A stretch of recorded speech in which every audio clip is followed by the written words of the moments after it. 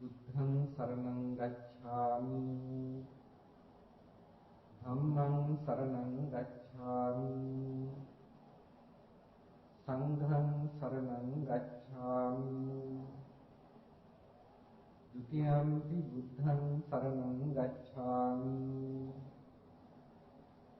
ဒုတိယံ පි ධම්මං සරණං ගච්ඡාමි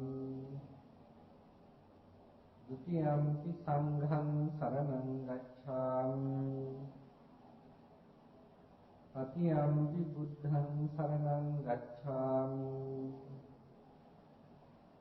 တတိယံ පි ධම්මං සරණං ගච්ඡාමි တတိယံ පි සංඝං සරණං ගච්ඡාමි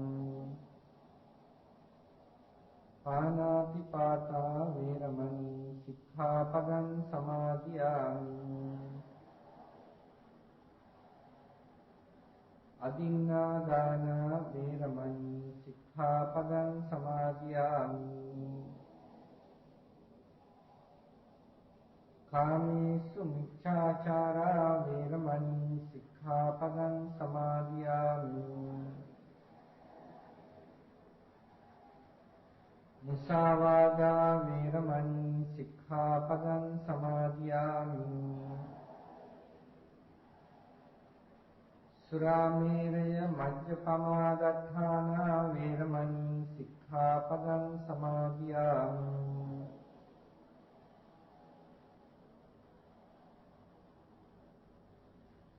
สมันตาจักขวาลีสุอัตรากัจฉันตุเทวตาสัทธัมมังมุนิราจัสสะสุนันตุสักขมุขคดัง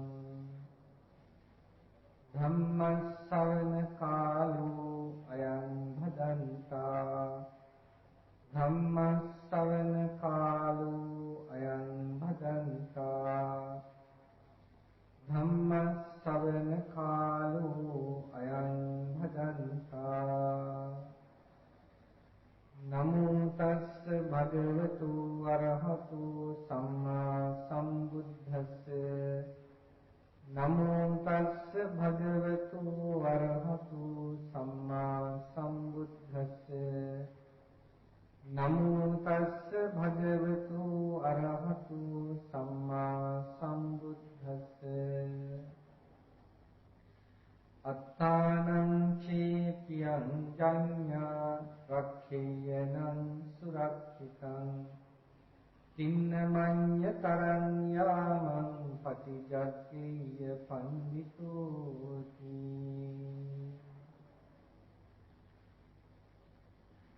පින්වත්නි වසරක් ගෙවිලා වසරක් උදා වූ මොහොතයි. ඒ වගේම ඒ වසරේ විශේෂයකුත් තියෙනවා. ඒ වසර සත වර්ෂයක අවසාන වසර වුණා. සාමාන්‍යයෙන් සත වර්ෂ ගණනවා ක්‍රිස්තු වර්ෂ වශයෙන්. ඒක ව්‍යවහාර සම්මත වර්ෂ ක්‍රමයයි. ක්‍රිස්තු වර්ෂ 1999 අවසන් වෙලා ක්‍රිස්තු වර්ෂ 2000ට ආවා. ඒ කියන්නේ 20 වෙනි සතවර්ෂයේ අවසාන වර්ෂය.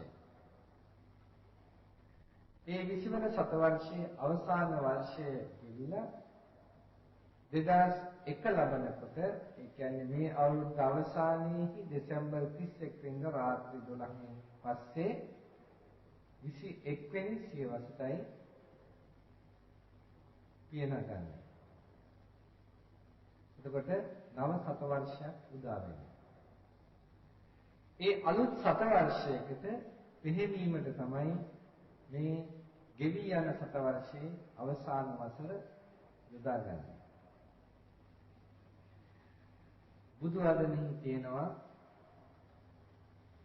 අත්තානං චේ යං ජඤ්ඤා රක්ඛේයනං සුරක්ඛිතං තමාට ප්‍රියයි කියලා Taman දන්නවනම් තින්න මඤ්ඤ තරං යාමං තින්නං අඤ්ඤ තරං යාමං යාම තුනක් තියෙනවා. අපි කියමු දවසකටත් යාම තුනක් තියෙනවා. පෙර යාම, මැදි යාම, පසු යාම කියලා යාම තුනක් තියෙනවා. ඒ වගේම ජීවිත කාලයේ යාම තුනක් තියෙනවා. ජීවිත කාලයේ තියෙනවා තරුණ කාලය, මැදි වයස, ඊගවට මහලු කාලය කියලා තියෙනවා. සමහරවිට ළමා කාලය, තරුණ කාලය, මැදි වයස, මහලු වයස කියලා හතරකටත් තියෙනවා. මෙතෙන්දි තුනක් කියලා ගත්තේ ළමා කාලය මේකට අඳන්නේ නැහැ. මොකද හේතුව ළමා කාලේ ලදරු කාලේ අඳන්නේ නැත්නම් මෙතෙන්ට ඒ කාලේ වැඩි තේරුම් තියෙන බුද්ධිමත් කාලයක් නෙමෙයි. නමුත් තරුණ කාලේ බුද්ධිමත් කාලයක්, තේරෙන කාලයක්, හොඳ නරක තේරුම් ගන්න පුළුවන් කාලයක්. මේ හොඳ නරක තේරුම් ගැනීමයි ඒක නිසා තමයි කාල තුනට වෙන් කරන්නේ. මේ තරුණ කාලේ, මධ්‍යම වයසේ, මහලු වියේ මේ යාම තුන තින්නං අඤ්ඤතරං යාමං මේ තුනෙන් මොන යාමයකදී හරි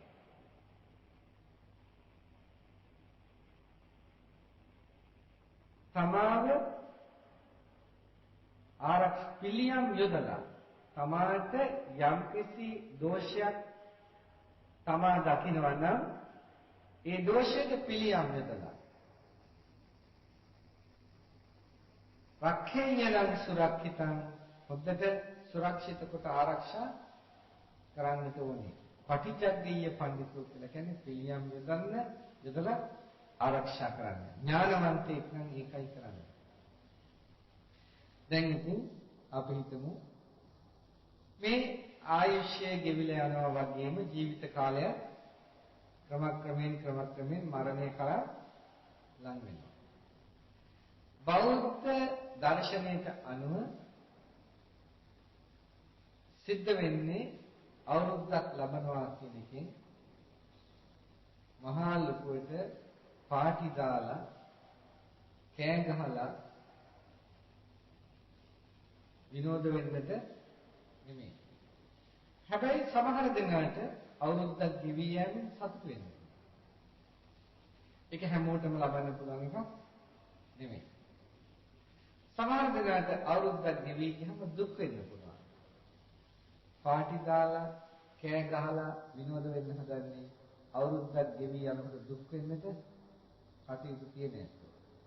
ඒ දුක වහගන්න කරන ව්‍යායාමයක් විතරයි. නියම විදිහට සතුට වෙන්න පුළුවන් ඇත්තෝ ඊළඟට ඒ සතුට තව තවත් ඉදිරියට ගෙනියන්නට කටයුතු සම්පාදනය කරනවා. කාටද නියම විදිහට සතුට වෙන්න පුළුවන්? ආපස්සට හැරිලා බලනකොට ජීවිතය තමන්ට යහපතක් සිද්ධ කරගෙන තියෙනවා ඒ ජීවිතය තුළ කියලා තමන්ට හිතන්න පුළුවන් නම් අන්න එයාට සතුට වෙන්න පුළුවන්. හැම දිනෙකටම තියෙන්න ඕනේ ගත වෙච්ච කාලයේ දෙස එවිලා බලනකොට තමන්ට සතුට වෙන්නට පුළුවන්කම. ආපහු හැරිලා බලනකොට හඳුනු හලන්න නම් වැඩ සිද්ධ වෙලා තියෙන්නේ. එතකොට තමන්ට පුළුවන්කමක් නැහැ ජීවිතයක නැත්නම් අවුරුද්දක අවසානයේදී ඒ අවුරුද්දේ ගෙවි ගිය ආකාරය දකිනකොට ඒ ආකාරය තුළ එයාට සැනසෙන්නට සතුට වෙන්නට ක්‍රමයක් නැත්නම් එතකොට ඒ ගත කරපු ජීවිතේ හිස් ජීවිතයක් කියලා තමන්ම හිතා ගන්නවා. එතකොට කනගාටුයි. ගත කරපු කාලයේ හිස් වුණොත් හිස් කාලය කවදාවත් තමන්ට සතුට වෙන්න පුළුවන් වෙන්නේ නැහැ. ඉතින් අපි බලන්න ඕනේ අපිට දැන් අවුරුද්දක් ගෙවි ගිය තැන අපි කිරිබත් කනවා නම් කිරිබත් කන්න හොඳයි. හොඳට කිරි දාලා කන්න පුළුවන්. හැබැයි කිරි දාලා කන්න තරම් ශක්තියක් තමන්ට තියෙනවද කියලා තමන් දැනගන්න ඕනේ. කොහොමද ලැබෙන්නේ? නැවතත් කියන්න ඕනේ ගෙවි ඥාන. ඒ ගෙවි ගිය වසරේ තමන්ගේ දියුණුවේ කොටස් දෙකක් තියෙනවා. ආධ්‍යාත්මික වශයෙන් දියුණුවක් තියෙනට ඕනේ, ලෝකීය වශයෙන් දියුණුවක් තියෙන්න ඕන. මේ කොටස් ටික විශේෂයෙන්ම ගිහි ජීවිතේ ගිහියෙක් වශයෙන් ආධ්‍යාත්මික දියුණුවකුත් ලෝකීය වශයෙන් දියුණුවකුත් දෙකක් Taman දකිනවා නම් Tamanගේ ජීවිතයේ ගෙවි ගිය අවස්ථාවේදී අන්න ඒතරත්තාට පුළුවන්කම තියෙනවා Tamanගේ ජීවිතේ සාර්ථකයි ගත වෙච්ච වසර කියලා සතුටු වෙන්න. නමුත් අපිට ඒ සතුට ලබන්න පුළුවන්ද කියන එක අපි හිතලා බලන්නට. දැන් අපිට පේනවා දැන් සහස්‍රයක් කියලා එකකුත් ගත්තා ඉස්සරහට. අරගෙන සහස්‍රයකට බොහොම විනෝද වුණා. නව සහස්‍රයකට යනවා කියලා. ඊළඟ නව සහස්‍රයකට යනවා කියලා විනෝද වෙන්න තියෙන්නේ මොකද්ද ඒකේ? නව සහස්‍රයකට යනවා. ඉතින් මොකද්ද ඔක විනෝද වෙන්න තියෙන්නේ? මොකද්ද අතන අප්පුඩි ගහන්න තියෙන්නේ? මෝඩයන්ගේ මෝඩ කරණ වලට අනිත් පැත්තත් යටපත් වෙනවා. සහස්‍රයේ වෙන්න තියෙන දේ මොකද්ද කියලා තේරුම් ගත්තම ඉදිරියට එන සහස්‍රය තුළ වෙන්න තියෙන්නේ මොකද්ද කියලා තේරුම් ගත්තනම් කාටවත් ඔය කර්ණව ගහන්න පුළුවන් කමක් නැහැ. ඔය මේ 2000 ආරම්භ වෙනවා කියලා කොටත් වරද්දගෙන නව සහස්‍රයකට එළඹුණා කියලා ඔය කරපු විකාරය මතක තියාගන්න. මේ ජීවිතේ මේ ඒ පටන් ගත්ත ඇත්තට විතර නෙමෙයි මතු පරපුරට මහා විනාශකාරී ක්‍රියාදාමයක මුලයි කියලා. මහා විනාශකාරී ක්‍රියාදාමයක මුලයි.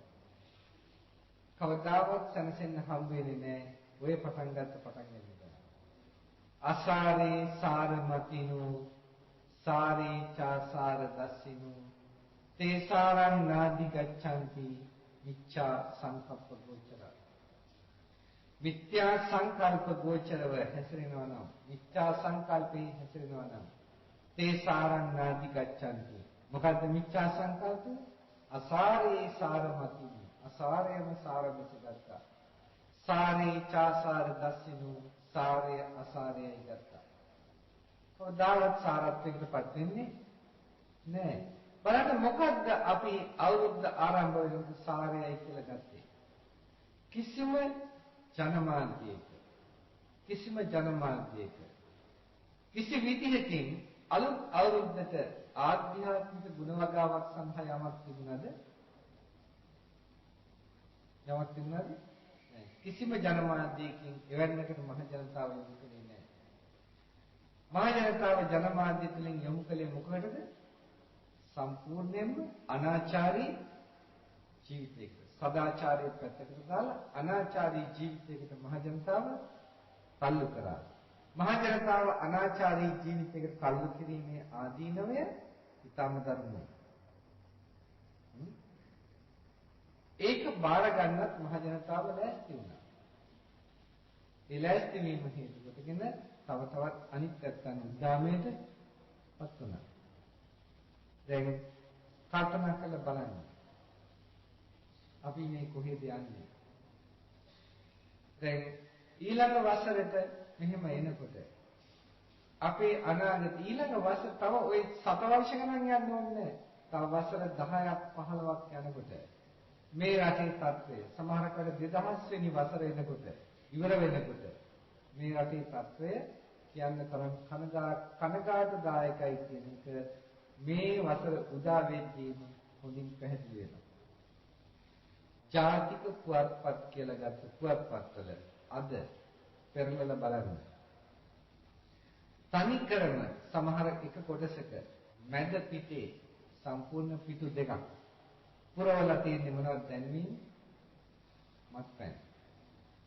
ඒ කියන්නේ සමහර විට මහ ජනතාවගේ කැමැත්ත ප්‍රකාශ කිරීම තුළ මේ ඇත්තන් Tamanට එක්තරා විදිහක අතකොළුවක් වශයෙන් පාවිච්චි කරන්න ලෑස්ති වෙනවා.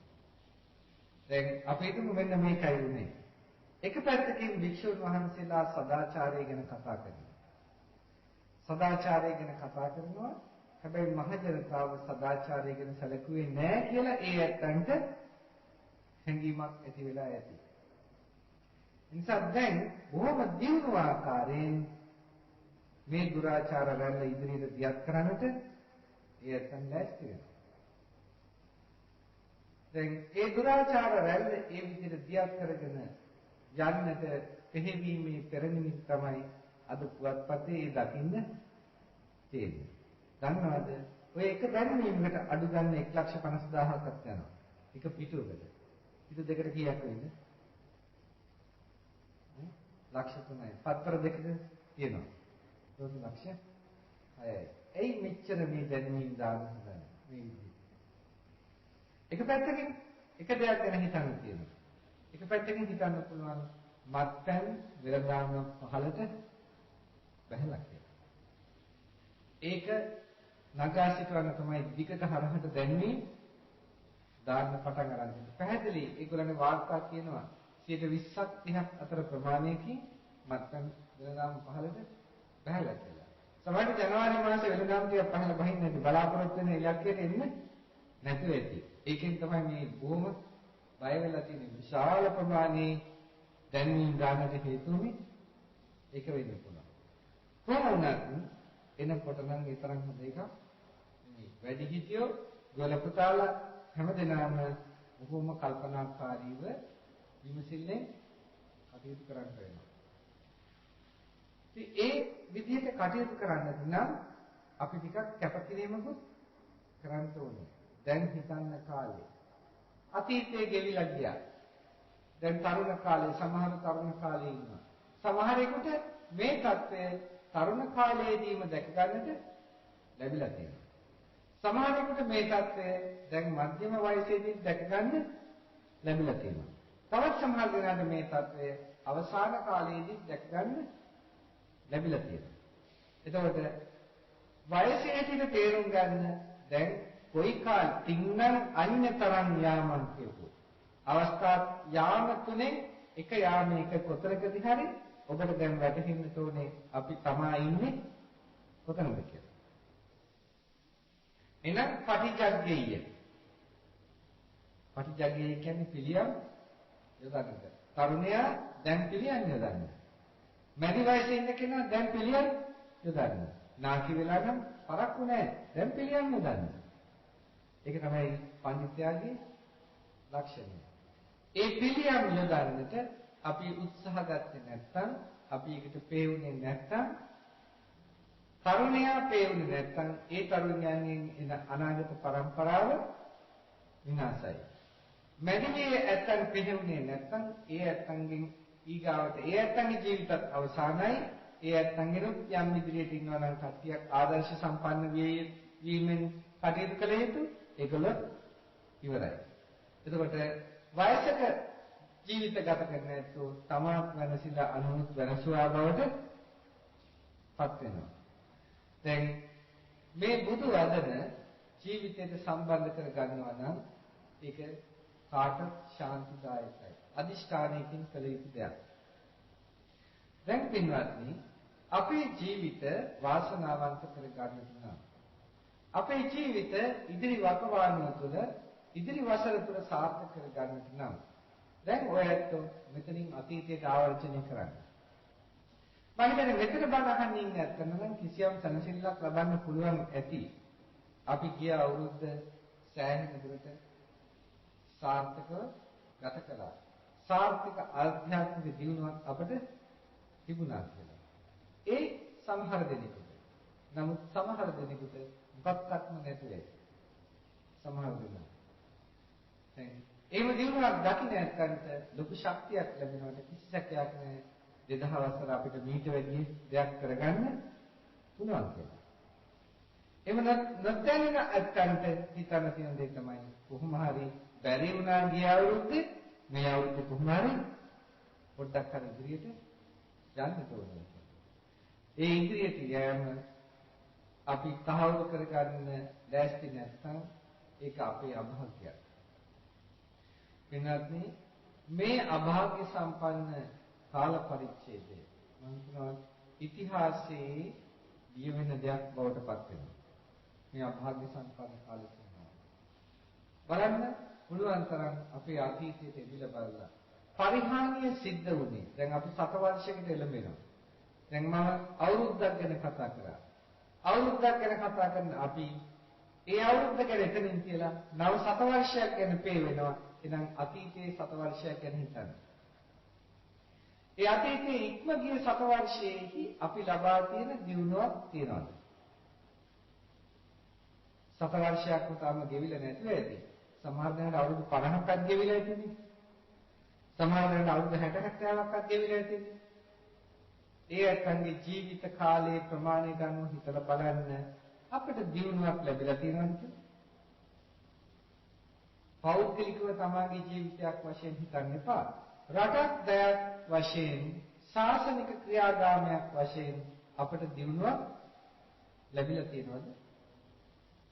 කිසි ආකාරයක දියුණුවක් නැහැ. ඒ නිසා සතවර්ෂයක් ගෙවෙන කරදී අපිට සතුටු වෙන්න කිසිම දෙයක් ඇත්තේ නැහැ. සතවර්ෂයකට අවසානයේට ඇවිල්ලා ඉන්නවා.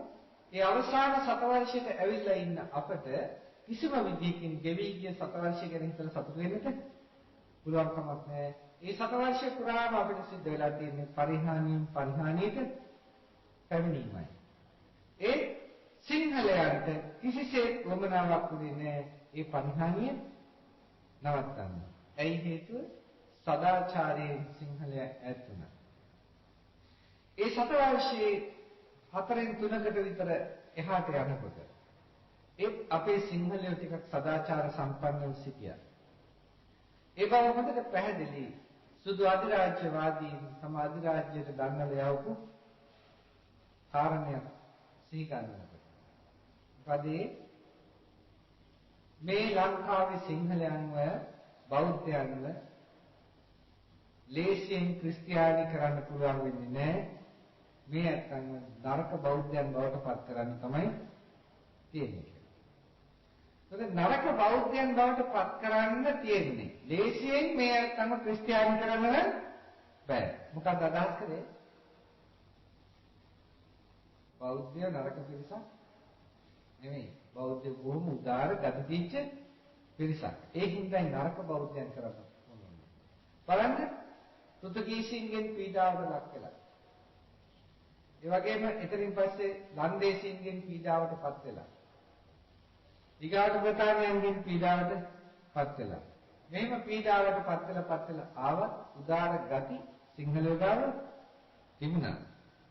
ඒ සදාචාරය සිංහ ජාතික වශයෙන් යුදමය වශයෙන් ඒ ගැටීම් ඇති වුණා. ඇති වුණාට ඒ ඇත්තන් තුළ සදාචාරාත්මක ගති එහෙමම තිබුණා. ඒ ඇත්තන් තුළ ඒ ශාසනික ප්‍රතිපදා තිබුණා.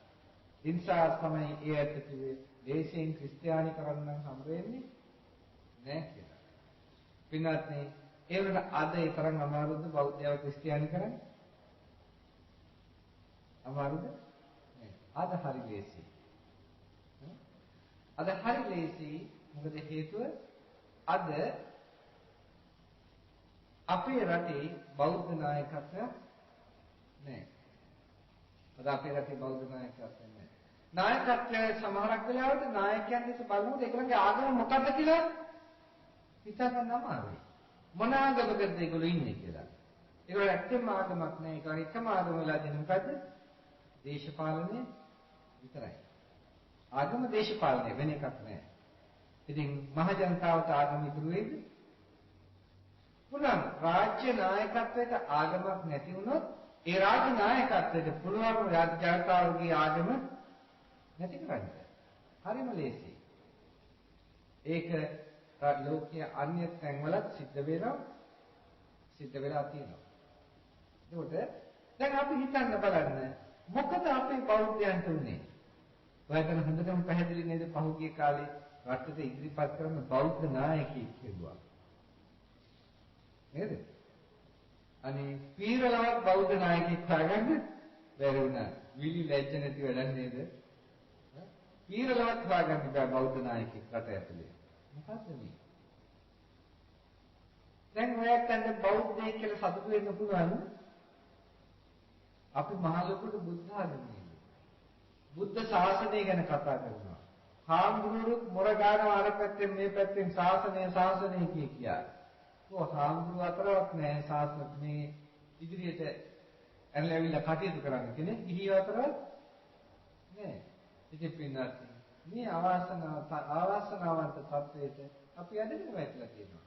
බලන්නකෝ මුස්ලිම් නැත්තන්ට නායකයෙක් එක්කෙනෙක් නෙමෙයි ඕන තරම් ඉන්නවා. ක්‍රිස්තියානියන්ට නායකයෙක් එක්කෙනෙක් නෙමෙයි ඕන තරම් ඉන්නවා. ඒ අතන ඉදිරිපත් වෙනවා. අපිට කවුරුත් නැහැ. ලංකාවේ මහජාතිය සිංහලයෝ බෞද්ධයෝ ලැජ්ජ නැද්ද? ඒ වුණාට කාටද මේ අපි කියන්නේ බණ කියන්නේ? කාටද බණ කියන්නේ? බෞද්ධයන්ට බණ කියනවා. ඉතින් බෞද්ධයන්ට බණ කියනකොට බෞද්ධයෝ කියනවා අපෝ දේශපාලනේ කතා කරන්නේ පාළු හාමුදුරුවෝ. හොඳ නෑලු. පින්වත්නි මෙහෙමයි. දේශපාලනේ කතා කිරීම නරක දෙයක් නෙමෙයි. දේශපාලනය තුළින් වැරදි පාර වළක්වලා යහපත් පාර නම් පෙන්වන්නේ දේශපාලනේ කතා කිරීමෙන්. ඒක වැරද්දක්ද? නෑ. ඔබ යන පාර වැරදි. ඔක සාර්ථක නෑ. ඔබ ජනතාවට රට විනාශකාරී මාර්ගයක් ඔය මාර්ගය. ඒකද ජනතාවට කියනවා ඔබලා යන මඟ වැරදි. ඔය දේශපාලන ක්‍රියාදාමය තුළ. ඔක යන්න එපා විනාශයක් තියෙනවා. ඒක හඳුන්වලා දීම වැරද්දක්ද? මිනිසුන්ට ඒක හඳුන්වලා දෙන්නේ නැත්නම් වික්ෂුන් වහන්සේ වශයෙන් ඒක හඳුන්වලා දෙන්නේ නැත්නම් විතර තමයි වැරද්ද තියෙන්නේ. ඒ වැරද්ද වික්ෂුන් වහන්සේලා කරා. ඒ නිසායි මේ තත්වයට අපි අදගෙන වැරදි. වික්ෂුන් වහන්සේලා දේශපාලකයෝ වැරදි පාරේ යනකොට දේශපාලකයන්ට පෙන්වන්නේ නැහැ ওই පාර වැරදි කියලා. දායකයෝ වැරදි පාරේ යනකොට දායකයන්ට පෙන්වන්නේ නැහැ පාර වැරදි කියලා. හේතුව වික්ෂුන් වහන්සේලායි දායකයෝ දෙපැත්තම පක්ෂග්‍රාහී වුණා. ඒගොල්ලෝ මේගොල්ලෝ හරි කියනවා ඒගොල්ලෝ හරි කියනවා මහ ජනතාව බලනවා කවුද හරි කියලා. එයි අනුශාසකයෝ කියනවානේ අනුශාසකයෝ දෙකට තුනට බෙදලා.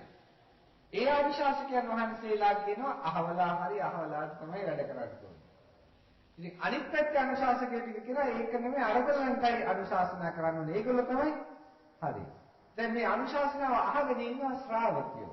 දැන් ශ්‍රාවකයෝ බලනවා අපි කාටද සහයෝගය දක්වන්නේ. ශ්‍රාවකයෝ අනුශාසනාව අතර අපරමං වෙලා. නමුත් සංඝයා එහෙම විය යුතු පිරිසක් නෙමෙයි. සංඝයා කියන්නේ බුදුහාමුදුරන්ගේ ශ්‍රාවකයෝ. ආර්ය අෂ්ටාංගික මාර්ගයේ බාරගත් ඇත්තෝ. ආර්ය අෂ්ටාංගික මාර්ගයේ යන අය.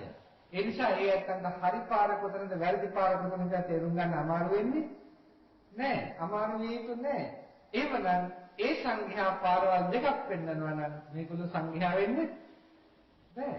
මොකද පාරවල් දෙකම හරියන්නේ නෑ. එකයි හරියන්නේ. ඒකට සංඝයාට පෙන්වන්න බෑ මෙන්න මේකයි හරි පාර කියලා. ඒකට සංඝයා අනුශාසකයෙක් වෙලාද? ඒකට සංඝයාට ඒ අනුශාසකත්වය ලැබිලා අනුශාසකත්වයේ සුදුසු තත්ත්වයක සංඝයාපත් වෙන නෑ. ඒක සංඝ රත්නයේ කරපු නින්දාවක් නෙමෙයි. කවුද නින්දාව කරේ? චීවරය දරාගත්ත භික්ෂුන් වහන්සේ සංඝයාට නින්දා කළා. සංඝයාට නින්දා කළා විතරක් නෙමෙයි තමගේ ශ්‍රාවකයව නමග යවලා තමනුත් විනාශ වෙලා ශ්‍රාවකයාත් විනාශ කරලා ශාසනයත් විනාශයට පත් කරන තත්ත්වයට පත් වුණා. ඔන්න අපිට වෙලා තියෙන දේ වෙච්ච දේ.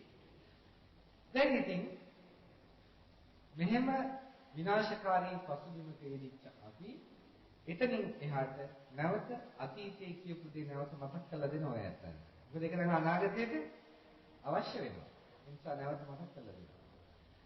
එතකොට අපි ක්‍රමක්‍රමයෙන් ඇවිල්ලා නිදහස ලැබුවා. බටහිර අධිරාජ්‍යයේ නිදහසක් ලැබුවා. විනාත් ඉන්දියාව වගේ රටවල් නිදහස ලබනකොට ඒ රටවල් තමන්ගේ රටක ඕන විදිහට තමන්ගේ නීති ටික හදාගත්තා.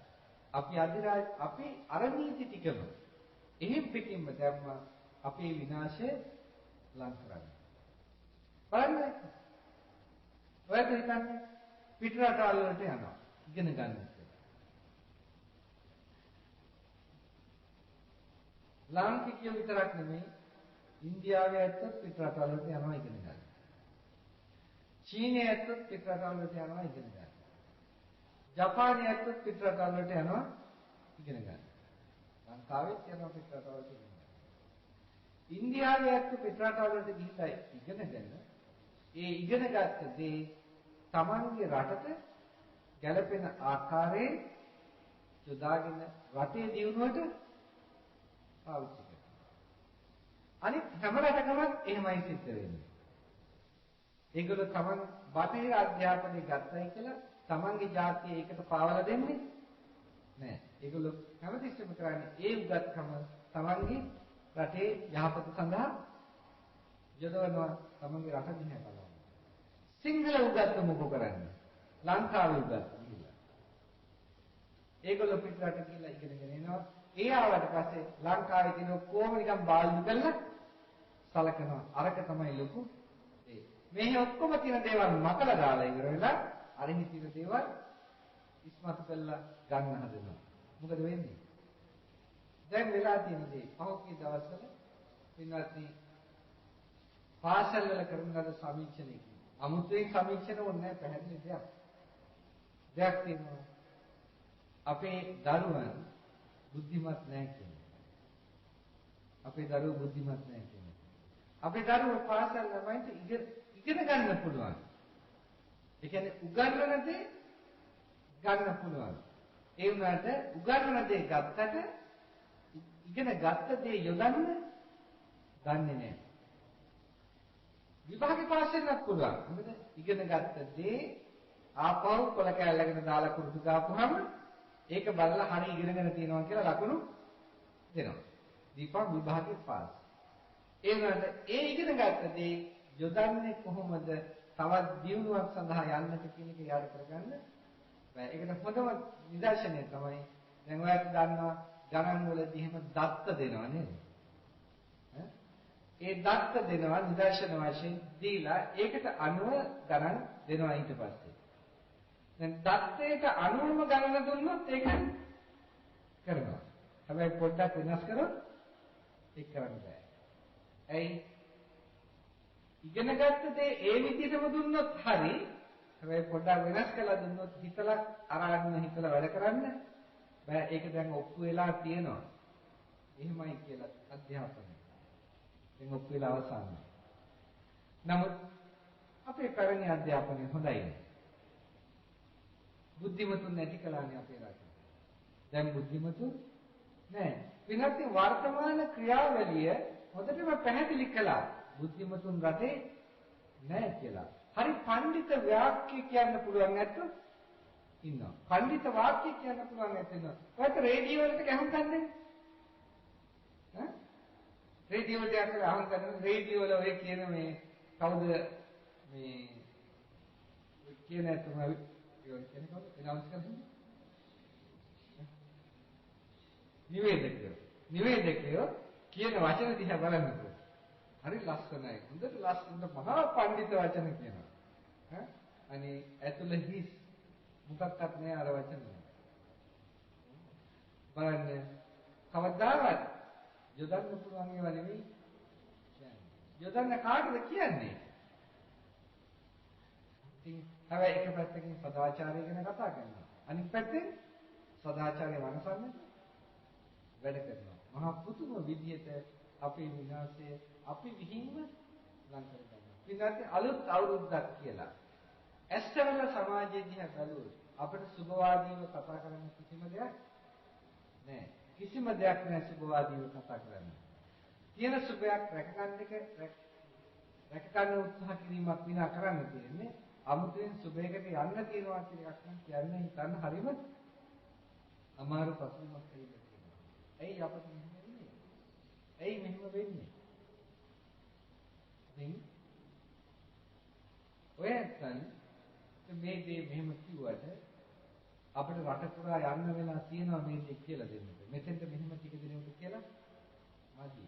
දැන් ඉතින් පුළුවන් තරම් උත්සාහ ගන්න ඕනේ. Taman උත්සාහ ගන්න ඕනේ. Taman මුණ දෙන්න එන අනාගතයේ බියකරු බව ළඟින් ඉන්න අනිත් කෙනෙකුට වටහලා දෙන්න.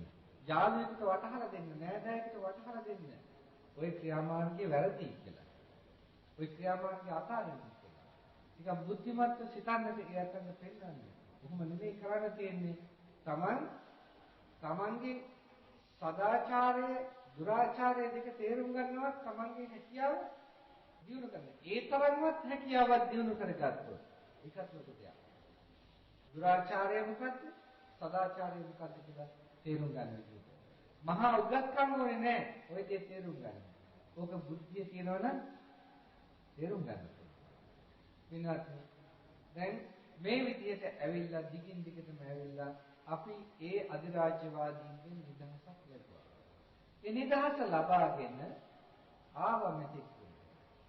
මෙතෙක් දුරට මේ නිදහස ලබාගෙන ආපු අපට වැඩි දුර යන්න එපා. දැන් අවුරුදු 50ක් ඒ නිදහසිනුත් ගෙවි ගියා. ඒ අවුරුදු 50ක් ගෙවුනහම අතීතයේ ගිහිල්ලා බලන්න. දැන් මෙතන ඉන්න බොහෝ දෙනෙකුට මම හිතනවා ඒ අතීතය සිහි කරන්න පුළුවන්. අඩු කරන්නේ ඒ අවුරුදු 50 ඇතුළතවත් අපිට මොකක්වත් දිනුවක් ලැබිලා තියෙනවා. අපේ නායකයන් පාලකයන් කියලා කට්ටියක් ආවා. ඒ පිරිස එහෙම දිනුවක් ඇති කරන්න උත්සාහයක් අරගෙන තියෙනවද මේ රටේ? විනාශනි අර බ්‍රිතාන්‍යයන්ගෙන් ලැබිච්ච බෙදලා පාලනය කරන ක්‍රමය. ඒ විදිහටම අපි අරගත්තා. ඒ විදිහටම අරගෙන අපි බෙදුණා. හැමදෙනාම බෙදුණා. බෙදලා පුරව කාගත්තා. ඔයත් විතරනේ. ඔයත් විතරම යුද්ධයට ක්ෂණික පිළිතුරක් අවශ්‍යයි කියලා. ඔඩුදුවල තියෙනවා.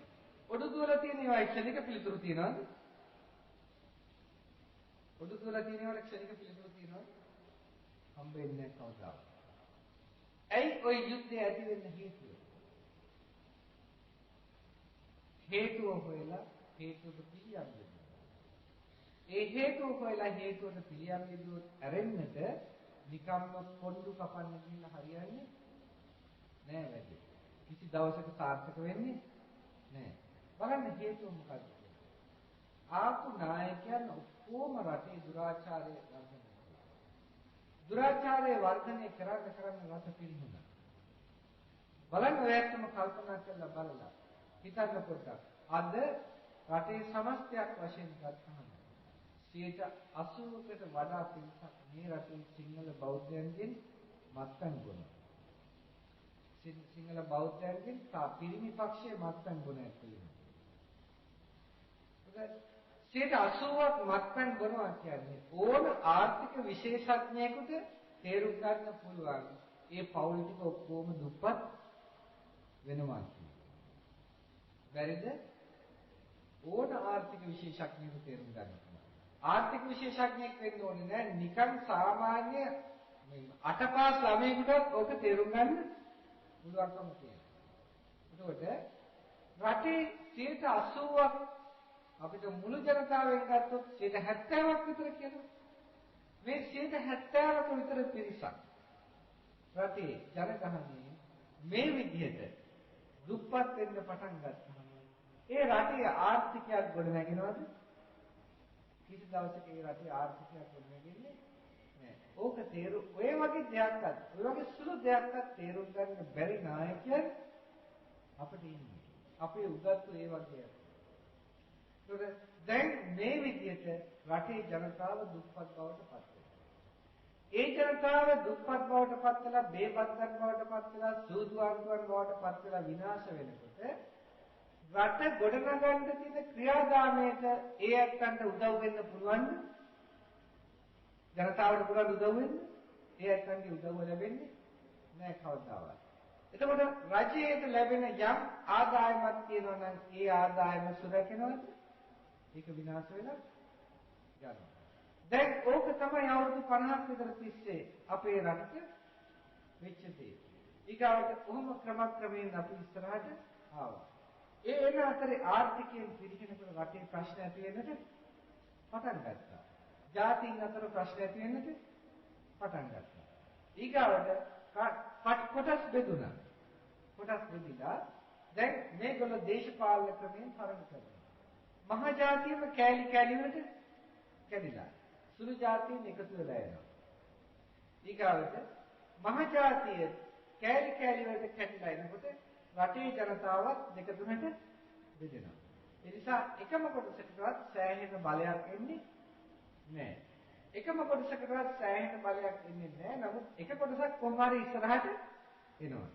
ඒ කොටසට කවදාවත් මහජාතියේ අනිත් පැත්තේ උදව්ව හම්බ වෙන්නේ හම්බෙන්නවද නැද්ද?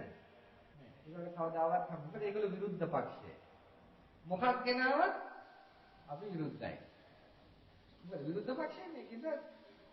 ඒකේ විරුද්ධ පක්ෂය කියන එකේ තේරුම තමයි අපි ඔක්කොම විරුද්ධයි. හොඳ වුණත් කවන්නේ නරක වුණත් කවන්නේ හැම එකම වැරද්දක් කරනවා අපි විරුද්ධ වෙනවා. ඒකද ඒක නිසා අර බලයට නැත්නම් මොකද කරේ? හැමදෙස්සෙම සුළු જાතියින්ගේ ආධාරය බලාපොරොත්තු වෙනවා. සුළු ජන කොටස් වල ආධාරය බලාපොරොත්තු වෙමින් සුළු ජන කොටස් වල හිත නම්ම ගන්න කරන්න බැරි පොරොන්දු එයන්ට දුන්නා. ඒ පොරොන්දු ඉෂ්ට කරන්න යනකොට මහජාතිය හරහට ඉන්නවා. ඊගාවට සුළු ජාතිනී මහජාතිනී වෛරකාරයන් බවට පත් වෙනවා. දැන් අපි දැන් එතකොට අරගොල්ල බොරු පොරොන්දු දීලා කරන්න බැරි පොරොන්දු දීලා මහජාතිය අනුමත නොකරන පොරොන්දු දීලා ඒගොල්ලන්ගේ උදව් ගන්න ලෑස්ති වෙනවා. ඒගොල්ලන්ගේ උදව් ගන්න ලෑස්ති වුණාට ඒ පොරොන්දු ඉෂ්ට කරන්න යනකොට මහජාතිය හරහට හිටිනවා. මහජාතිය හරහට හිටපු ගමන් එතකොට සුළු ජාතීන් කල්පනා කරනවා අපිට මේක ලැබෙන්න ගියත් මේ මහජාතිය අපිට මේක ලබන්න දෙන්නේ නැහැ. අන්තිමට සුළු ජාතිකයන් මොකද කරන්නේ? මහජාතියට වෛර කරනවා. ඒක උනේ නැද්ද? ඒක වෙලා නැද්ද? ඒක තමයි වෙලා තියෙන්නේ. එතකොට හැමදාම පැතිමාරුවේදී මොකද වෙන්නේ? ඔය වෛරය දෙපැත්තට බෙදී යනවා. බෙදී ගිහිල්ලා ටික කලක් වෙනකොට සුළු ජාතින් දැනගත්තා මේ මිනිස්සු හැමදාම අපිව මොලා කරනවා. අපිව රවට්ටනවා හැමදාම. ඉතින් මේක දැන් අපි එක්ක දේශපාලන ක්‍රමයෙන් ගන්න ඕනේ, එක්ක දැන් අවියෙන් ගන්න ඕනේ. දැන් දේශපාලන කණ්ඩායමකුත් හැදුනා, අවිගත කණ්ඩායමකුත් හැදුනා. දෙපැත්තෙන්ම මහා ආණ්ඩුවට දෙපැත්තෙන්ම බලපෑම් ඇති කරනවා. අවියෙනුත් බලපෑම් ඇති කරනවා, දේශපාලනෙම බලපෑම් ඇති කළා. ඒගොල්ලෝ බුද්ධිමත්. ඒ බුද්ධිය පාවිච්චි කළා ඒගොල්ලෝ වැඩ කරා. සිංහලයන්ගේ බුද්ධිය පෑදුනේ සිංහලට එන්න බලකාමිය වැඩුණා. බලකාමිය වැඩිලා ඊගාවට සිංහල ජන කොටස මොකදේ ශාසන මාර්ගයෙන් සම්පූර්ණයෙන්ම ඈත් වෙනවා. දුරාචාරයේ වැඩි වෙන්න බුද්ධ ශාසනය නැති වෙලා යනවා. විනාති මේ විදිහට බණේ කියන්නේ වෙන කාරණයක් නිසා නෙමෙයි. දුරාචාරයේ රට පුරා පැතිරෙනවා නම් බුද්ධ ශාසනය නැති වෙලා යනවා. ශාසනය පවතින්නට පුළුවන් වෙන්නේ ශ්‍රාවකයෝ ශාසන ක්‍රියාමාර්ගයේ ජීවිතයට සම්බන්ධ කර ගන්නවා නම් විතරයි. සබ්බ පාපස්ස අකරණං කුසලස්ස උපසම්පදා සචිත්ත පරියෝදපන ඒතම් බුද්ධාන ශාසනං. සියලු පාපයන්ගෙන් නොකිරීමත් කුසල් රැස් කිරීමත් සිත පිරිසිදු කිරීමත් මේකයි බුද්ධ ශාසනය කියලා කියන්නේ. ඒක කරන්නේ නැත්නම් බුද්ධ ශාසනය ඉතුරු වෙන්නේ නැහැ. එතකොට බුද්ධ ශාසනය කියන්නේ බුදුහාමුදුරගේ අනුශාසනාව. බුදුරජාණන් වහන්සේගේ අනුශාසනාව පවදුරු කිරීම පිණිස නම් බුදුරජාණන් වහන්සේගේ අනුශාසනාව කුසලයේ වර්ධනය පිණිස නම් මේ දෙක කරන්ට තියෙන පසුබිම සමාජයේ නැති වෙලා සමාජයේ දුරාචාරයෙන් ගැලෙනවා නම් පව් වඩනවා නම් සමාජයේ කුසලයෙන් ඈත් වෙනවා නම් බුද්ධ ශාසනය පවතින්නේ නැහැ. බුද්ධ ශාසනය පවත්වාගෙන යන ක්‍රියාදාමයේ ඉස්සෙල්ලා ඇති කර ගන්න ඕනේ. ඊට පස්සේ තමයි පුළුවන් වෙන්නේ ශාසන දිනුවක්වත් රටේ දිනුවක්වත් ඇති කරන්න. ඒ නිසායි මේ විනාශය මේ වෙන්නන්නේ. වෙන කාරණයක් නිසා නෙමෙයි.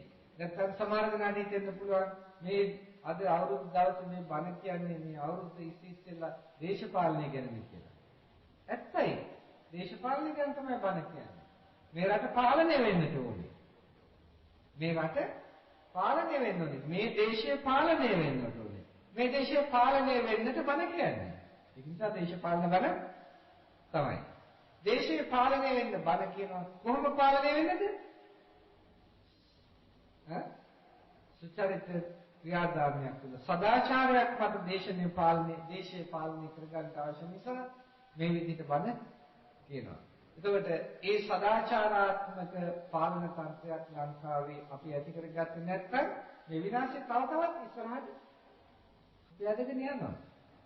ඉතින් දැන් මේ විදිහට දිගට ඇවිල්ලා අද ඇතිවෙච්ච තත්ත්වයක් තියෙනවා. දැන් ওই තත්ත්වයට විසඳුම කොහෙද තියෙන්නේ? මේ ඇතිවෙච්ච තත්ත්වයට විසඳුම කොහෙද තියෙන්නේ? පින්වත්නි, ඒකට විසඳුම රටේ කෑලි කඩන එක නෙමෙයි. රටේ කෑලි කඩලා කවදාවත් විසඳුමක් හම්බ වෙන්නේ නැහැ. මේ රටේ අතීතයේ කෑලි කැඩලා තිබුණා. ඒ කෑලි කැඩිච්ච එක අද කෑලි කඩන නිදහසට කාරණයක් නෙමෙයි. එදා කෑලි කැඩලා තිබුණාට ඒ රටට යහපතක් වුණේ නැහැ. ඒ කෑලි කැඩීමනොත් හැමදාම මරාගත්ත එක විතරයි සිද්ධ වෙන්නේ. අනාගතයේදී කෑලි කැඩුණත් මේ රට ඒත් මරා ගන්න එක තමයි සිද්ධ වෙන්නේ. වෙනින් එකක් නෙමෙයි. ඔන්න මරා ගන්න හැටි අහගන්න. අපි තුමු ප්‍රභාකරන් කියලා තියෙනවා මගේ පළමු ඉල්ලීමයි අන්තිම ඉල්ලීමයි දෙකම ඊළාම්. වෙන එකක් නෙමෙයි. පළමු ඉල්ලීමයි අන්තිම ඉල්ලීමයි දෙකම ඊළාම්. ඒකෙන් අපි යත්තුගෙන යෝජනා එකක්වත් සාර්ථකද? මොන විදිහේ යෝජනා ගෙනාවත් යෝජනා ගේන්න ඕනේ යෝජනාවක් එක්කලා එකඟ වෙන්නට කැමති කෙනෙක් එක්කලා. එහෙම නැත්නම් යෝජනා ගේන්න ඕනේ ප්‍රභාකරන් කතා කරලා කියන්න ඕනේ හොඳයි ඔබ මොනවද බලාපොරොත්තු වෙන්නේ? අපි දෙපැත්ත සම කළා මොකක් හරි කරගන්න. එතකොට ඉදිරිපත් කරන්න. අපේනොත් කරුණු ඉදිරිපත් කළා ඔයත් අංගෙනුත් සාධාරණ කරුණු ඉදිරිපත් වුණොත් අපි සාකච්ඡා කරලා ඒක බලමු. මෙයා කෙලින්ම ඉන්නවා නම් මට ඊළඟ වෙන මොකක්වත් නැහැ කියලා එහෙනම් සාකච්ඡා වැඩක් තියෙනවා. වෙන මොන යෝජනාවක්වත් වැඩක් තියෙනවද? පැහැදිලි ප්‍රභාකරන් කියන්නේ කෙලින්ම ඊළඟ විතරයි කියන එක. එතකොට එහෙනම් අපි මොකක්ද මේ කරන්නේ? මොකක් ගැනද අපි කතා කරන්නේ? එතකොට එහෙමනම් අපි ප්‍රභාකරන් ඊළඟම ඉල්ලනවා නම් අපි බලාපොරොත්තු වෙනවා නම් දේශපාලන විසඳුමක්. ඒ දේශපාලන විසඳුමට ප්‍රභාකරන් එන විදිහට අපි වැඩ කරන්න ඕනේ. ඒ දේශපාලන විදිහට ප්‍රභාකරන් එන්න හදන්න පුළුවන් කමක් නැහැ. වෛරයෙන් වෛරය තහවුරු කරලා. ඒක කරන්න පුළුවන් වෙන්නේ එකම ක්‍රියාදාමය තමයි රට සමෘද්ධිමත් කිරීම තුළින්. වෙන ක්‍රමයක් නැහැ. කොහොමද රට සමෘද්ධිමත් කරන්නේ? විනාඩි බලන්න නිකම් කල්පනා කරලා. අපි මේ දුෂ්කර පළාත්වලට ගියා මෙතෙක් දවස්. මේ දුෂ්කර පළාත්වලට ගියාම ඒ ගම්මු අපිට කියනවා හාමුදුරනේ එක ඇමති එක්කත් එක മന്ത്രിවරයෙක්වත් මේ වැවක් දිහා බලන්නේ නැහැ කියලා. මේ වැව් ටික අපිට හදලා දුන්නොත් අපි රට කන්න දෙන්නම් කියනවා. ඒ මිනිස්සු එක්කෙනෙක්වත් බලන්නේ නැහැ. ඒගොල්ලන්ට ඒව අවශ්‍යතාවයක් නැහැ. ඔය වැව් ටික හදලා ඒ මහ ජනතාවට වතුර ටික දීලා ඒ ඇත්තන්ට රට ශාස්ත්‍රීය කරන්න උදව් කරා නම් එක පැත්තකින් රට සමෘද්ධිමත් වෙනවා. හැබැයි දැන් කරන්නේ මොකද්ද? අර ඒ විදිහට සමෘද්ධිවත් වෙන මිනිස්සු ඉන්නවනේ. ඒගොල්ලන්ගේ සල්ලි ටික හුර ගන්නද ගිහිල්ලා ඒ තැන්වල කැවරුන්නා. ආණ්ඩු කරන්නේ ඒකයි. දැන් ඔය ඇත්තට 30 පුරාම තියෙන මොනවාද? වෙල්යායවල. 30 තියෙනවා බාර 29ක්. 30 බාර 29ක් දෙනවා. මොකද අර මිනිස්සු අර වයින් දුක් මහසලා හම්බ කරපුවාම සල්ලාල බේබදු කන් වලට පුරුදු කරලා තියෙන්නේ. අර සල්ලි ටික අරගෙන ඔක්කොම එන්නේ කාටද? රැපෑරුමට. ඔන්න ඕකයි. අපි සත්‍ය සම්බුද්ධිමත් කරන්න හදන ක්‍රමය. දැන් මේ ක්‍රමය තුල කවදාවත් අපිට රට සම්බුද්ධිමත් කරන්න බෑ. මොන මහාචාර්යවරයා මොන දෙයක් කිව්වත් කවදාවත් පුළුවන් වෙන්නේ නෑ රටක් ඒ විදිහට නම් සම්බුද්ධිමත් කරන්න. දැන් ඒ විදිහට අපි හිතමු රටේ ජනතාව තව සම්බුද්ධිමත් කරන ක්‍රම තියෙනවා. තව ස්වයං රැකියා ක්‍රම ඇති කරන්න පුළුවන්. අධ්‍යාපන තත්ත්වයෙන් දියුණු කරන්න පුළුවන්. ඒ වගේම වර්තමාන ලෝකයේ සුදුසු වෙන විදිහට අද ලංකාවේ දරුවෙකුට තියෙන අධ්‍යාපන ක්‍රමයේ තියෙන්නට ඕනේ ඒ ළමයාට ලෝකයේ ඕන තැනකට යන්න සුදුසු විදිහකට. මොකද අද ලෝකෙම විශ්ව ගම්මානයක් කියලා මේ කෑ ගහනවා. විශ්ව ගම්මානයකට අපි එළමෙනවා කියලා. ඉතින් මේ හරි අමාරුවෙන් කෑ ගහනවා. මේකේ ඉන්න ළමයින්ගෙන් 80%කටම විශ්ව ගම්මානයට තියා ඉන්දියාවට තියා ගන්නවා. විශ්ව ගම්මානයක් කරන්නේ. මොකක්ද කරගන්නේ? ඇයි? ඊළඟගේ උගත්කම ලෝකයට ප්‍රයෝජන ගන්න පුළුවන් එකක් නෙමෙයි. ප්‍රයෝජන ගන්නත් පුළුවන් කොටසක් ඉන්නේ තාම අතලොස්සයි. උගත්කම් තිබුණාට යන්න භාෂා ඥානයක් නැහැ. ඊගාවට අර ලෝකීය අනිත් රටවල් අධ්‍යාපනාංශයෙන් ඉස්සරහට එනවා. අපේ ළමයින්ට ඒ දියුණුව නෑ. හැබැයි අර එහෙ තියෙන ඔක්කොම ඉහළ අධ්‍යාපන ක්‍රම ටික කියලා මේ ගහනවා. සේරම මේ ගහනවා මේ උසස් අධ්‍යාපන ක්‍රමයි කියලා. ඒ ළමයින්ට ඔක්කොම අවශ්‍ය පහසුකම් තියෙනවා. මේ කොළඹ ඉස්කෝලවල ටික විතර පහසුකම් දීලා මේ රටටම උසස් අධ්‍යාපනය දෙනවා. ඉන්නත් අර ගම්බද ඉස්කෝලවල එක කම්පියුටරයක් තියෙනවා. මොකක්ද? නමුත් කම්පියුටර් එකට දාලා වැඩ කරන්න මේ ළමයින්ට උගන්වනවා. ළමයින්ට පහසුකම්. 75%කට වැඩි ඉස්කෝලවලට පහසුකම් නැතුව තියෙන්නේ. ඉතින් අපේ ළමයි මොකද කරන්නේ? දැන් ඕක කරන්නට දැන් අපි කියනවා ඉතින් මොනව කරන්නේ තියෙන එකෙන් කරගන්න බෑ. තියෙන එකෙන් කරගන්න දෙයක් නෑ. රජයක් තියෙන්නේ ඒක ඇති කරලා දෙන්න තමයි. අවුරුදු 30 ගණනක් 40 ගණනක් තිස්සේ ඕක ඇති කරගන්න බැරි වුණා නම් ඔය අධ්‍යාපන දෙපාර්තමේන්තුවේ වැඩක් තියෙනවා මේ රටේ. ඔය ආණ්ඩුවකින් වැඩක් තියෙනවා මේ රටේ. ඕක කරගන්න බැරි වුණා නම් නිකන් හිතන්නකෝ විනාශ කරන ධනය පොඩ්ඩක් හිතලා බලන්න. ඔය විනාශ කරන ධනෙ යෙදුවනම් ඔය ටික කරගන්න. අනිත් එක අධ්‍යාපන ශාස්ත්‍රයට විදේශීය ආධාර ඕනතරම් ලැබෙනවා. ඒ ආධාර හරියට යොදනවා නම් ඒ ආධාර වලින් ප්‍රයෝජන ගන්න පුළුවන්. කොහොමද? අපි ඒකවත් අපි පාවිච්චි කරන්නේ නැහැ. අපේ ඇත්තෝ හැමතිස්සෙම වැඩ කරන්න හදන්නේ අපිව ඇදවත් ගන්න උත්සාහ කරන ලෝක බැංකුවට ඕන විදිහටයි.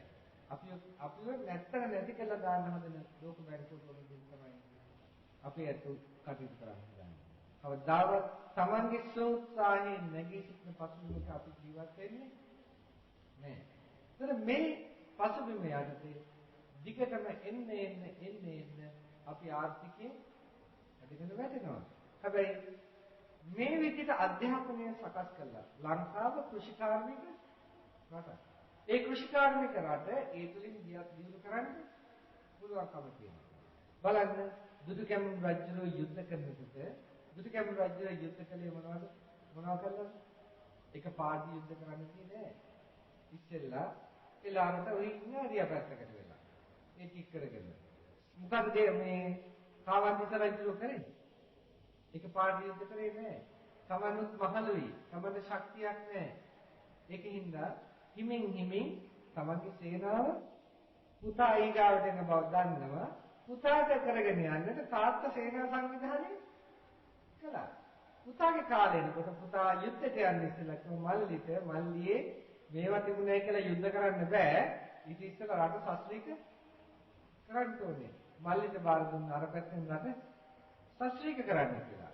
මොකද යුද්ධයක් කරන්න මිනිස්සුන්ට හොඳ ශක්තිමත් මානසික පදනමක් අවශ්‍ය වෙනවා. මිනිස්සුන්ට තේරෙන්නේ මම මරණත් ජීවත් වෙන්න ක්‍රමයක් අනිත් මිනිස්සුන්ට තියෙනවා කියලා. රට ශාස්ත්‍රීක වෙනකොට ජනතාවට දැන් පිරිමි යුද්ධයට ගියාට පිරිමි යුද්ධයට ගියත් පිරිමි දන්නවා මම යුද්ධයට ගිහිල්ලා මරණත් මගේ පරපුර රැකෙන්නද මේ ක්‍රමය තියෙනවා මෙහි කියලා. ඉතින් ඒගොල්ලෝ හොඳ මානසික තත්වයකින් සතුටට යන්නේ. අද එහෙම එකක් තියෙනවා නෑ. අද යුද්ධයට යන්නේ අරගොල්ලෝ කන්න දෙන්න බලාගෙන. ඒක නෙමෙයි තත්ත්වය. අද යුද්ධයට යන්නේ ඒකෙන් හරි ගන්න පඩියකින් මේකලන්ට කන්න දෙන්න බලාගෙන. එදා යුද්ධ කළේ එහෙම නෙමෙයි. බලන්න දර්ශනය කොතනද තියෙන්නේ කියලා. තරණියට මොනවද කරේ කියලා. දැන් අන්තිමට එහෙම කළා විද්‍යාවක් කරා. විද්‍යාවක් දිනුවා. බුද්ධ ශාසනයේ ඇතුළත යුද්ධ කරන ක්‍රම තියෙනවා. මේ සමාජය බුදුහාමුදුරුවෝ යුද්ධ කරන්න කියලා නෑ. යන්නකො ජාතක පොතට. ජාතක පොතේ මොනවද තියෙන්නේ කියලා බලන්නකො. බෝධිසත්ව ඔයත් බුදුවරු නෙමෙයිනේ. නායකයෝ බුදුවරු නෙමෙයිනේ. බෝධිසත්ව කාලේදී එහෙම යුද්ධ කළා තියෙනවා නම් අද ඉන්නේ නැත්තන්ට මොකද්ද කරන්න වෙන්නේ? අද ඉන්නේ නැත්නම් ඒ වගේ බෝධිසත්වවරු නෙමෙයිනේ. එහෙනම් දැනගන්න ජාතක පොතවත් පාවිච්චි කරන්න කොහොමද රටක් ගෙනියන්නේ කියලා ওই ජාතක පොත ඇතුලේ හොඳට පැහැදිලිව තියෙනවා. ඒව පැත්තකට කුරුබක් කියලා වීසි කරපෙකී ආදීනම වේ කියන්නේ පඬිතුයන්ගේ උපදේශ මත ඒවා කුරුබක් කියලා වීසි කරා. ඒකේ ආදීනම නෙවෙයි තියෙන්නේ. ඉන්නත්නේ රටක් එහෙම විනාශයටපත් වෙනකොට කූටදන්ත සූත්‍රවල වගේ සූත්‍රවල තියෙනවා. රටේ යම් කිසි දෙයක් කරන්න පුළුවන් මිනිස්සුන්ට උදව් කරන්න. රජයෙන් සල්ලි දෙන්නේ ඒගොල්ලන්ට. සල්ලි දීලා ඒගොල්ලන්ට නැගී සිටින්න අත දෙන්න බදු ගන්න එපා. වචනෙම තියෙනවා බදු ගන්න එපා කියලා. ඒගොල්ලන්ට. බදු ගන්න අය කරන්නේ නැතුව ඒගොල්ලන්ට දියුණු වෙන්න ඉඩ ආරින්න. දියුණු වෙන්න ඉඩ අරලා ඒගොල්ලන්ගේ දියුණුව සැලසුණාට පස්සේ ඒ තුලින් ආදායම් ලබන්න දියුණු වෙනකල් ආදායම් ගන්න එපා. මොකද කරන්න පුළුවන් කෙනා දියුණු වෙනකොට රටේ අනිත් පැත්තට රස්සාවල් හම්බ වෙනවා. එතකොට රට සුඛිත වෙන්නේ ඒ ආකාරයෙන්. දැන් රට සුඛිත කරන්නයි පළමුවෙන්ම කවදාවත් රට සුඛිත කරන්න බෑ දුරාචාර පසුබිම රටේ තියෙන තාක් කල්. එහෙනම් රජයක් ඉස්සෙල්ලාම කරන්න ඕනේ පළවෙනි දේ තමයි රටේ දුරාචාර රැල්ල අයින් කරගන්න. වින්නත්නි ඒ දුරාචාර රැල්ල අයින් කරන එක අවුරුදු දෙකක් මිනිස්සු පොඩ්ඩක් తాවකාලිකව හැලහැප්පීම් ඇති වෙයි. අර පුරුද්ද කඩා ගන්න කියලා. පොඩි දවසකට හැලහැප්පීම් ඇති වෙයි. අවුරුද්දක් යනකොට බේබදුකම නවත්තන මිනිස්සු ටික ඔක්කොම සන්තෝෂ වෙනවා. අවුරුද්දක් යන්න ඉස්සෙල්ලා බේබදුකම් නවත්තන මිනිස්සු ඔක්කොම රජයට පක්ෂ වෙනවා. මොකද හේතුව ඒගොල්ලන්ටම තේරෙනවා අනේ අපි කොච්චර දැන් සතුටින් ඉන්නවද කියලා. ඒකම ඒ ඇත්තන්ගේ පවුල් ටික ඔක්කොම අර ධනය ඉතුරු වෙලා ඒගොල්ලෝ ඒ ධනය සැප විඳින්න යොදවනවා. සැප විඳින්න යොදවනකොට දරුවොත් සතුටින් ඉන්නවා, භාර්යාවත් සතුටින් ඉන්නවා, පවුල් කඩක් අක්කල් ඉන්නේ බොහොම හොඳ මානසික වාතාවරණයක් ඇති වෙනවා. දැන් මේ විදිහට රටේ අපිටම දැන් යුද්ධ තියෙන්නේ උතුරේ. තාමත් පුළුවන් නැගෙනහිරත් කටයුතු කරන්න. තාම නැගෙනහිරේ තරම් භයානක තත්ත්වයක් ඇති වෙලා නැහැ. දකුණ බස්නාහිරත් තාම පුළුවන් සමෘද්ධිමත් කරන්න.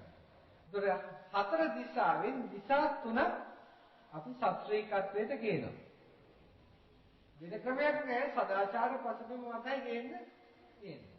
හතරෙන් තුනක් ශාස්ත්‍රීය වෙලා ඉස්සරහට එනකොට අර පැත්තේ අර තියෙන පසුබිම ඉබේට වෙනස් වෙන්නේ නැද්ද?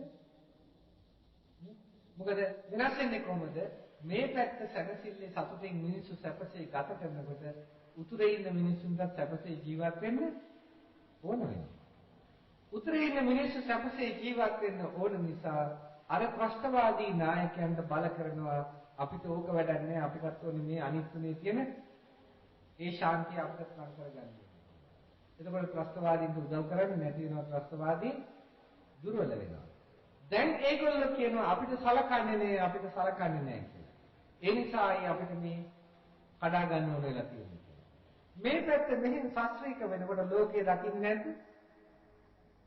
ලෝකේ දකිනවා මේ ටික ඔක්කොම සෞභාග්‍යවත් වෙන සතුටින් ඉන්නවා. එතකොට එහෙනම් ලෝකයාට මෙහි කිව්වොත් එහෙම බලන්න දැන් මේ රට ශාස්ත්‍රීයයි. මේ අනිත් පළාත්වල සිංහල දෙමළ මුස්ලිම් ඔක්කොම සතුටින් සැලසෙන්න කරදරයක් නැතුව ගත කරනවා. ඇයි මේ පැත්තේ ඇත්තන්ට බැරි කිව්වොත් ලෝකයට හිස නමන්න වෙන්නේ නැද්ද? අර ඇත්තන්ට ප්‍රශ්නවාදීන්ට උදව් කරන ඇත්තන්ට හිස නමන්න වෙන්නේ නැද්ද? හිස නමන්න වෙනවා. ඒතර ලෝකයේ ප්‍රශ්නවාදීන්ට උදව් කරනවා නම් ඒ උදව් කරන ඇත්තන්ට උදව් කරන්න බැරි වෙනවා. එතකොට මොකද්ද වෙන්නේ? ප්‍රභාකරන් නිකාම එන්න වෙනවා සාම සාකච්ඡාව සඳහා. අපි ආරාධනා කරන්න ඕනේ නිකම්ම එන්න වෙනවා සාම සාකච්ඡාව සඳහා.